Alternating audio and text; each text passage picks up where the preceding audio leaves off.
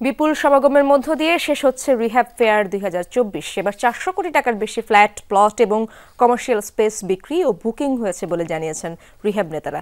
এর মধ্যে ফ্ল্যাট বিক্রি এবং বুকিং হয়েছে 230 কোটি টাকার, 96 কোটি টাকার প্লট এবং প্রায় 78 কোটি টাকার কমার্শিয়াল স্পেস বুকিং ও বিক্রি হয়েছে। ব্যাংক কমিটমেন্ট থেকে এসেছে প্রায় 1090 কোটি টাকা।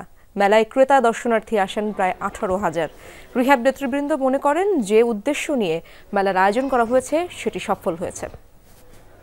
আলহামদুলিল্লাহ, আমরা প্রত্যাশা অনুযায়ী মোটামুটি যে সাড়া পেয়েছি আমরা সন্তুষ্ট বলা চলে। এবারে আমরা যতটুকু সেল করেছি আমরা খুবই আশাবাদী। আজ পর্যন্ত আজকে আমাদের প্রায় অলমোস্ট 36টার মতো সেল হয়ে গেছে এখন পর্যন্ত। গতবার যে বিক্রি হয়েছিল সেটা 300 কোটি টাকার উপরে বিক্রি হয়েছিল। এই মুহূর্তে আমাদের কাছে যা রিপোর্ট আছে 400 কোটি টাকা ছাড়িয়ে গেছে।